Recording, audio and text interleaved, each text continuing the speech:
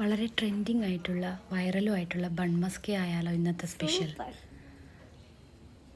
അതിനായിട്ട് നമ്മൾ ഒരു അൺസോൾട്ടഡ് ബട്ടറിൻ്റെ ഒരു പാക്കറ്റ് നമ്മൾ ആഡ് ചെയ്തിട്ടുണ്ട് അതിൽ. എന്നിട്ട് നമ്മളതിനകത്ത് കണ്ടൻസ്ഡ് മിൽക്ക്, പിന്നെ ഒരു 1/2 ടേബിൾ സ്പൂൺ വാനില എക്സ്ട്രാക്റ്റ്, ഇത് നമ്മൾ നന്നായിട്ടൊന്ന് ബീറ്റ് ചെയ്യാം. ഇത് നന്നായിട്ട് നല്ല ക്രീമി ആയിട്ട് നമ്മൾ ബീറ്റ് ചെയ്യണം. അപ്പോൾ നന്നായിട്ട് ബീറ്റായിട്ടുണ്ട്.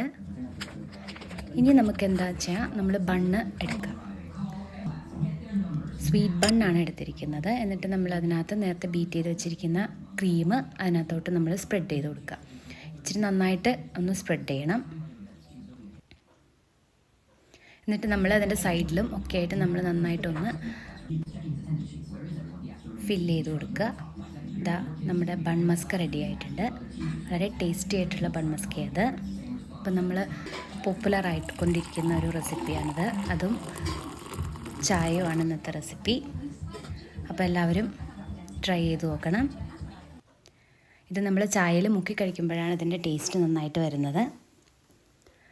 അപ്പോൾ താങ്ക് യു.